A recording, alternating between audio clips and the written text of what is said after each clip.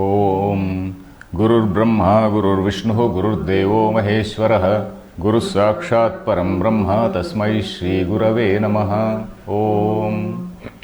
Dear friends, in the last class we read this verse number 4. Na karmanamana arambhat naishkarmyam purushoshnute na cha sanyasanadeva siddhim samadhigacchati.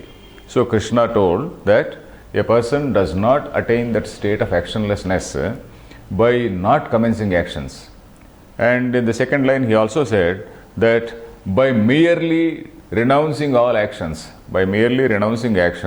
he will not attain that siddhi. Siddhi again is the same as naishkarmyam. So that is what he said. And he is going to elaborate. So the next verse reads like this. Nahi kaschit kshanamapi jatu tishthatyakarmakrut. Nahi kaschit kshanamapi jatu tishthatyakarmakrut. Karyate hyavashah karma sarvah prakrutijair gunaihi. Karyate hyavashah karma sarvah prakrutijair gunaihi. So we will follow the same formula of splitting these words. Na hi kaschit kshanam plus api, kshanam api, jatu tishtati plus akarmakrut, tishthatyakarmakrut, that is sandhi. Sandhi means a sort of euphonic combination. Tishthatyakarmakrut. Karyate hyavashaha is split as hi plus avashaha. Hi avashaha karma sarvaha prakrutijaihi gunaihi becomes prakrutijair gunaihi. So let us try to identify the verbs and then connect the verb with the other words. So here na hi kaschit kshanam api jatu tishtati akarmakrut. This is one line. So in this line tishtati is the verb. Tishtati means stays. Tishtha, shtha, this stha is the same as English stay. The dhatu is again stha. Dhatu here is stha dhatu. It becomes tishtati. It is the same as English stay. No one stays. Na tishtati. This na is there. Na tishtati. No one stays. No one. Where is that one? Kaschit. That kaschit. No one stays. Na kaschit tishtati. Kaschit means anyone. Na kaschit means no one. No one tishtati stays. What stays? How? Kshanam api. Even for a minute. Even for a moment. Kshanam api. Kshanam means a small fraction of time. A small fraction of time. Kshanam api. Api means even. Even for a small fraction of time. Stays. Stays in what manner? Tishtati akarmakrut. Akarmakrut means one who does not do any action. He is called akarmakrut. Karmakrut means one who does action is karmakrut. Akarmakrut means somebody who does not do any action. So here the anvaya, total anvaya will be like this. Na kaschit, no one. Na kaschit means no one. Na is no. Kaschit means anyone. Both when combined, no one. No one. Kshanamapi. Kshanamapi means even for a minute. So in between there is one he. In fact, that he we can number it as number 1. So that he, you can give it as number 1. He means because that connects with the earlier shloka. In the earlier shloka he said na sanyasanadeva siddhim samadhigacchati. Why? Because. So that is the connection. Because na kaschit, nobody, jatu. Jatu means ever. Jatu means ever. Na jatu means never. Na kaschit jatu means never. Never anyone. So that also means na can be connected with kaschit.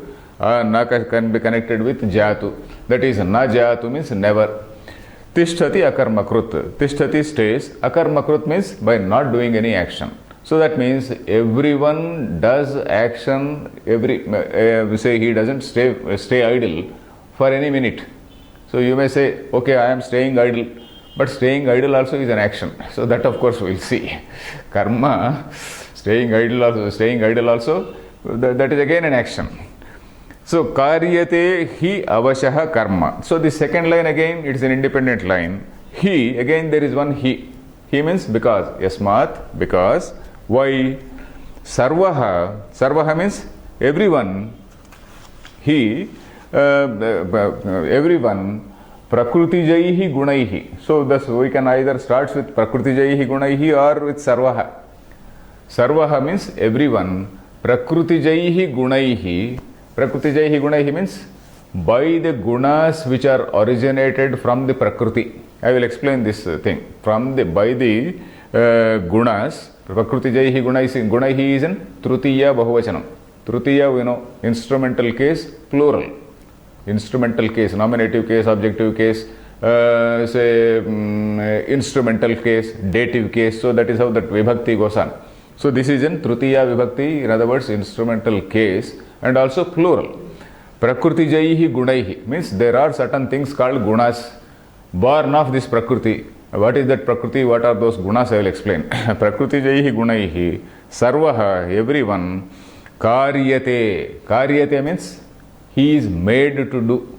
Karyate, he is made to do. It is again, it is called a karmani prayoga or a passive voice. We know that in English there is what is called an active voice and a passive voice. So this is karyate. This is karmani prayoga. He is made to do. And in what way he is made to do? Avashaha. He plus avashaha. Avashaha means in a rather helpless manner. You see, you don't want to do a thing. But still there is a nature which is propelling you, which is impelling you to do some action. So even if you don't want to do, or even if you do not consciously decide to do a thing, your nature is pushing you in that direction. So that is what is avashaha. Avashaha means in a rather helpless way. Avashaha. Vasham means control. Avashaha means he has no control on himself. He is under the control of the gunas. So that is the meaning. So avashaha karma sarvaha prakrutijaihi gunaihi. So here again, of course, we have to explain. I will explain whether everybody is pushed like this, or only then if everybody is pushed like this, where is the need for Gita Shastra?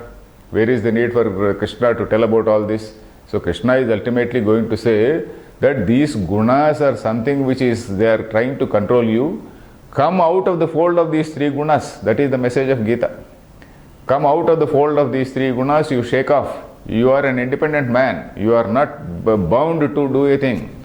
You are an independent man. You are independent to discover yourself. So that is what is Krishna's message.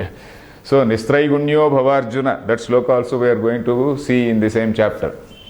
Though gunas are there, you are supposed to shake off. You are supposed to shake off the bonds of nature and realize your nature. This nature will lead you to some attractive objects outside. You either want this, you want this, that, you see an object, you want it, you see something else, you like it, you see some other object, you hate it. So all these things like love, hate, desire and all these things, these are all prakrutijaihi gunaihi. Prakrutijaha gunaha. Taihi becomes prakrutijaihi gunaihi. So a man is driven, a person is driven into action. Every minute he is driven into action. He goes out, he sees a mall, and then there are so many desirable things there. So all these things, the whole world is something like a huge mall where you see so many things outside and then everything you want. So that is the thing.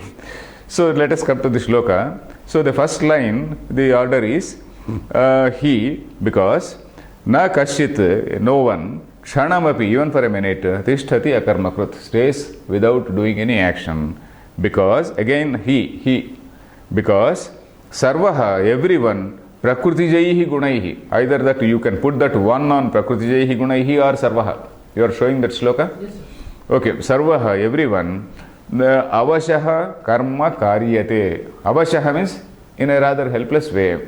Karma, action, karyate, he is made to do. He is made to do karma. So impelled by these things called gunas, a normal person, here sarvaha refers to a normal person and not to a jnani. Because jnani is not one who is not bound, he is one who is not bound by these gunas. Jnani comes out of the fold of these gunas. So this sarva refers to an ordinary man who has not realized his self. So that it is at that stage. So let us see what are the significant words here, which say technical words. We can call them technical words in Vedanta. So what are the technical words? The first line, there is no technical word. Na hi kashit kshanamapi jatu tishtati akarma krutu. There is no technical word. Karma is one technical word. We have known the meaning already. Then karyate hi avashaha karma sarvaha prakrutijaihi gunaihi. So these two words are new. Prakriti is one word. Guna is another word which are new to a student of Vedanta or student of Gita. So what is this Prakriti? I was saying about the supreme reality. How the supreme reality is defined in Vedanta. The supreme reality which we loosely call God, is of the nature of a pure consciousness which is existing all around. Sat means existing. Jnanam means consciousness. Satyam, Jnanam, Anantam. Anantam means infinite. Infinite means that is something which is pervading the whole cosmos, beyond cosmos. You see, you go to any number of, say, galaxies and all that, pervading the whole thing. There is nothing else apart from this consciousness. So that is what it says. And that consciousness is appearing as this whole cosmos. So that is our theory. And in this cosmos, we are in a small, tiny speck called the world. And we are trying to speculate about how I know the real God, and somebody says I know the real God, and then we are fighting. So that is the problem. So Prakrtijaihi Gunaihi.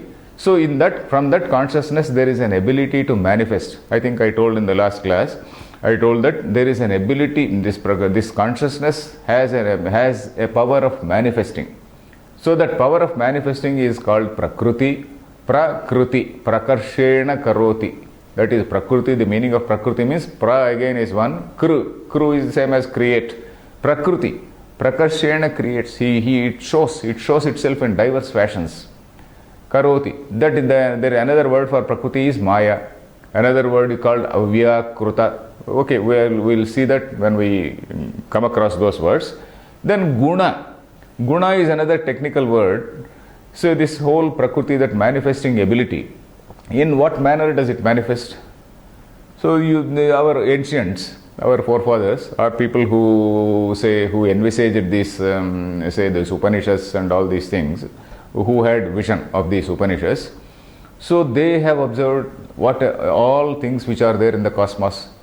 So in this whole creation, whatever you see, it is having some characteristic.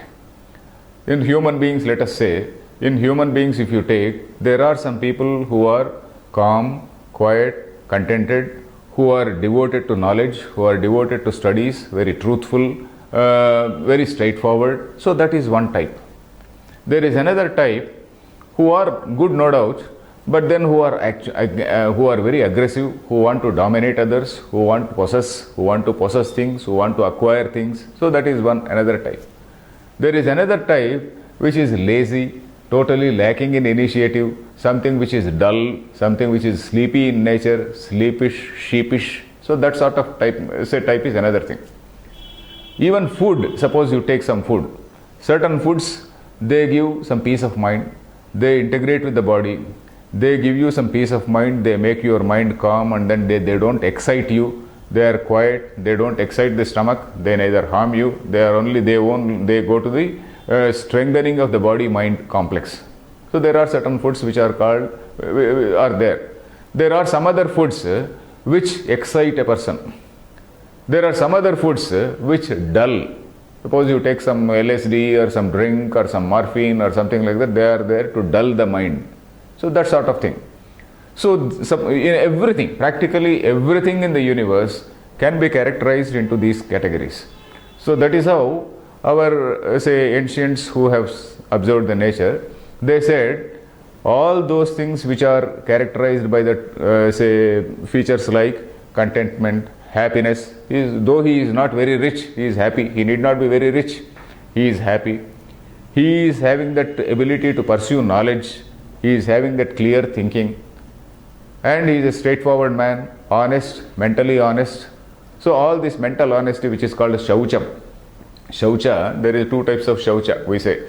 Use the word Shaucham. Shuchi. Shuchi means cleanliness. This cleanliness is of two types, mental Shaucha and physical Shaucha. So this Shaucham, so all these gunas put together, all these characteristics are put together, they are called Sattva. Sattva. Sattva. You can note it as Sattva. Then the other type which we saw, that is aggressiveness, possessiveness. One wants to acquire something more, one wants to dominate others. So the domineering tendency, and also to acquire greed, even this greed also. All these things, it is called Rajoguna. Sattva, Rajas. The third type, that is sleepy, sheepish type, and also total lack of initiative, and sometimes violent also. So all those things, and also sticking on to one particular notion and then thinking that it itself is ultimate. So that we are going to see in 16th chapter. If we see that say Gunatraya Vibhaga Yoga, if you see that 16th chapter, there Lord Krishna explains all these things in a much more elaborate way. So that is one nature. That is called tamas. Tamas literally means darkness. Sattva is one, Rajas is one, Tamas is one. So everything is in the universe is characterized by these three qualities. You can distinguish them into these three types. So these three are supposed to be the constituents in that Prakriti. They are called the constituents. They are not physical constituents like chemical compounds. The chemical, say some chemicals which mix and then which make a compound. It is not like that. This is something which is ethereal, we can say. It is something which are imperceivable, which cannot be perceived as some objects. Guna, it is not as though you have taken some chawal, dal, and then you have mixed with something else and made some pudding or something like that. It is not like that. So Prakriti is not something like a pudding made of so many things. For the sake of convenience and for the sake of understanding, these people, our rishis have divided or have analyzed the human nature, and then the nature of all things which are there in the universe, and then they said they all fall into three types. These three types are called three guna. The English word translation for guna can be actually sometimes we translate it as characteristic. Sometimes this guna is used it is never translated. There are certain you cannot translate certain words because there is no equivalent in English language. There is no equivalent in the other culture. So that is why we don't translate certain words. So, but for the sake of explaining, we have to use some words. So, some guna actually means some characteristics. It is also translated as some modes, types. So these three types, sattva is one type, rajas is another type, tamas is another type. So these three things, they impact a person.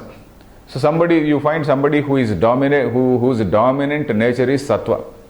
Another person whose dominant nature is rajas. Another person whose dominant nature is tamas. So in this rajas there are again two types. One person who wants to dominate all other people physically.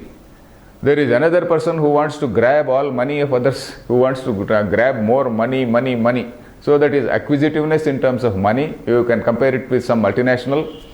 And then say this rajas, dominating others. You can compare it with some sort of imperialistic attitude.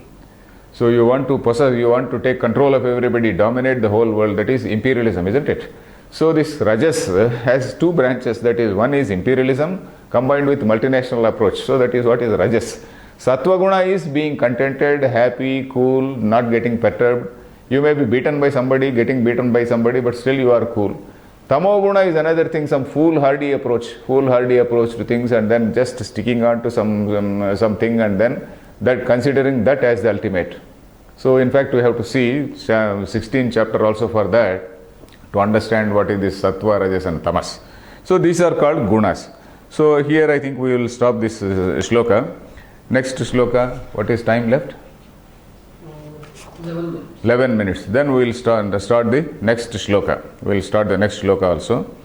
The next shloka is like this. Nahi kaschit kshanamapi after that. The next shloka is, Krishna says, okay, we are having some, we are now talking about sannyasa. I explained it in an earlier class. And then the gunas, they keep on impelling. So suppose somebody tries to come out of the control of these three gunas and wants to forcibly control himself. So what will he do? He will forcibly sit and then he will try to forcibly control his sense organs. So that is the situation which Krishna is describing in the next shloka. So the next shloka reads, Karmendriyani samyamya ya aste manasa smaran indriyarthan vimudhatma mithyacharassa uchyate. Karmendriyani samyamya So this samyamya is actually pronounced as sanyamya by, in fact, the people who actually traditional way of pronouncing or the most correct way of pronouncing is sanyamya, because there is no such pronunciation in English, or because we have to also denote that makara, we sometimes call it samyamya, but the strict way is sanyamya. Karmendriyani sanyamya ya aste manasa smaran indriyarthan vimudhatma mithyacharasya uchyate. The meaning is, one who forcibly controls this, say this five sense organs. We know we have got five sense organs: eye, nose, say the sense of touch, the sense of taste. So all these things, the sense of smell, all these are five sense organs. You forcibly control. But then in your mind you are thinking about that, I have given up this rasagulla, I have given up ice cream, I have given up pizza. You keep on thinking about that and lamenting over that. So that is the situation in the first line. Then that person, though he is outwardly appearing to be a highly, say, pious, saintly man, he is always thinking of those things. A man may go to an ashram and keep on thinking about all worldly things. So that sort of thing. So first you have to educate your mind. It is not a question of physically controlling. First of all, you have to educate your mind. That is the basic problem. So here let us see the shloka. Karmendriyani. That is, if you want to break it, karma plus indriyani. Karmendriyani. Sanyamya. It does not break. Ya, aste, manasa, break, smaran, indriyarthan. You need not break it, because indriyartha is a samasa. Indriyanam arthaha indriyarthaha. Artha means object. Indriya is sense organ. Indriyarthaha means objects which relate to the sense organ. Suppose my eye is there. In front of me there is a tree. Eye is the sense organ. The tree is the sense object. So that is the indriyartha. Suppose I see some other rasagulla or something, some ice cream or pizza in front of me. So that becomes an indriyartha for my eyes, for my tongue, for my nose. All these three indriyas, they are pouncing on that. So rasagulla or pizza has got its special features. Then indriyarthan, that is called indriyartha. The object for an indriya is called indriyartha. Artha means object. Then vimudha plus atma, vimudhatma. That is again a samasa. Vimudha plus atma. Samasa, you know. Samasa means a combination of two words is becoming one word. Samasa is one word. But it is a combination of two different words. Vimudha plus atma becomes vimudhatma. That is one who is deluded. Vimudhatma. Mithyacharaha. Again it is a samasa. Mithya plus acharaha, mithyacharaha. That is one who is a hypocritical nature. One who is achara. One whose behavior is all false. False behavior. Mithyachara literally means, mithya means false, achara means behavior or conduct. Mithyachara means one with false conduct. That is a hypocrite. The total word means a hypocrite. Mithyacharaha sa uchyate. So if you see the first line here, how do you connect these say words? What is the verb here? Yaha aste. Aste means who stays, who sits. Asa dhatu. It is not even asa dhatu. The asa means to sit. It is a funny word. Asa upaveshane. Asa upaveshane. Upaveshane means sitting. Then this word you come across in upasana. We know the word upasana. Upa plus asana. Upasana. Upaste. Aste. Asate. Asate. Asate is plural. Upasate means people worship. Upasate means upasate is not singular. Upasate is plural. Upaste is singular. Upaste is singular. Upasate is plural. So asate, aste is singular here. Who stays? Manasa smaran. Who say this verb is aste. Then ya aste, the one who sits. How? Karmendriyani sanyamya. Having samyamya means having controlled. Yama dhatu. Yama means to control, to restrain. Having restrained what? Karmendriyani. Karma plus indriyani, karmendriyani. That is organs of action.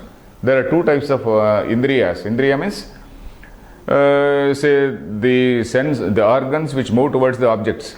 So there are organs, sense organs which perceive. There are some other organs which go and grab, isn't it? The organs which go and grab, they are called Karmendriyani, that is organs of action. Sense organs are those who feel the smell, who look at it, who say, they are called the sense organs.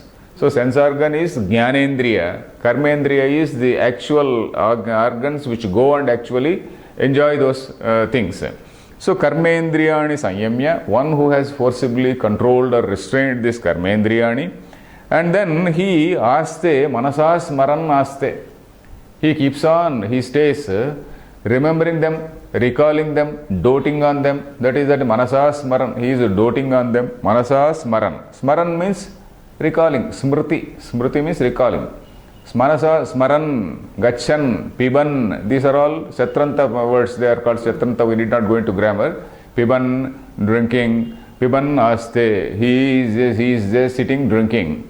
Then gachan aste. He is going. It is the present continuous. This smaran, gachan, piban, shwasan, all these things relate to present continuous. Manasa smaran aste. That means he keeps on remembering them. So that is the word manasa smaran aste. So then, yaha karmendriya, you see the word order, yaha sanyamya. What sanyamya? Indriyani, karmendriyani samyamya. Yaha karmendriyani sanyamya manasa smaran aste. He keeps on thinking about certain things. What are they? It comes to second line. Indriyarthan. Indriyarthan smaran aste. Then the next, see, saha, the sa is there. Saha is the second line. Saha. Vimudhatma. Vimudhatma means such deluded person. A person really deluded, a person with a deluded thinking.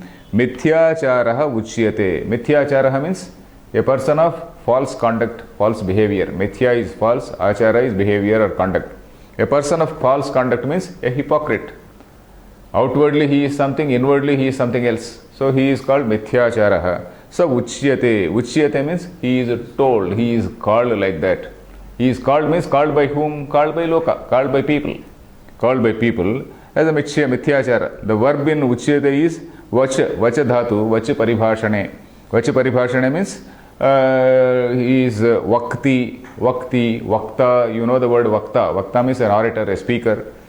So in karmani prayoga, that is passive voice, it becomes uchyate. He is called uchyate. He is called mithyachara uchyate. So the overall connection is like this. Yaha, the one who karmendriyani sanyamya, that is having controlled all these external organs. External organs means organs of action. That is hand, foot, etc. They are called the organs of action. Having controlled them, but then manasa smaran aste. Having controlled what? Having controlled karmendriyani. Manasa smaran aste. Manasa smaran, that is keep on remembering. Remembering what? Indriyarthan. Indriyarthan manasa smaran aste. Aste indriyarthan manasa smaran. Connect you in whatever manner you want. Indriyarthan, all these sense objects, he keeps on recalling, doting on them internally, doting on them mentally. So that is mentally doting on them, you are controlling the sense, or you are controlling the external organs or organs of action. So such a person, saha means such a person, mithyacha, vimudhatma, he can only be called a deluded person. Mithyacharaha, that is a person of false conduct, uchyate, he is called. So here this is a significant word, Vedanta, in terms of Vedanta, significant word is this yama, sanyamya, that is a lep pratyaya. That is first class also, the first shloka we say, we got to that shloka. What is that word? Nishchitya, tadekam vada nishchitya, nishchitya, having decided. So sanyamya, having controlled, having restrained. So that is that sanyamya. So this comes from the word, from the root yama. Yama means to restrain. You know we know the Lord Yama. Lord Yama is one who restrains everybody. One who controls, one who restrains. That is called Yama. And if you know Patanjali's Yoga Sutra, there is what is called Yama, Niyama, Asana, Pranayama, Pratyahara, Dhyana, Dharana, Dhyana, Samadhi. So that Ashtanga, it is said. In that Ashtanga, that is 8 limbed process or 8 level or 8 steps in the same ladder, The yama is the first step. Yama is something which is the first step. Why? Because though say you feel like say going after certain things, you have got a better sense, your mind can control. Your mind will say, no, this is bad. It is like a parent controlling the child. A parent says, no, you do not do this. So the parent tells the child. So my mind is something like that. Mind tells no, because the mind has already done some analysis. It has made some analysis of what is good and what is bad. So it tells what to do and what not to do. So that is why it says, no, do not do. So that karmendriya is something like a child. It is like, they say manas is like the parent. So this manas controls yamayati. Yamayati means it controls. So this yama is that bahyendriya nigraha, that is forcibly or controlling, restraining all these external organs or the sense organs of action, that is called yama. In other words, it is also sometimes called dama. Dama means bahyendriya nigraha dama. There is a technical word, dama. So this indriyartha, that is also a word. Indriya, indriyanam arthaha. Artha means object. Indriya is sense organ. So indriyartha means the object which is perceived by the sense organ, which is desired or hated with every object, there is what is called love or hate which is associated. I look at a thing, I like it.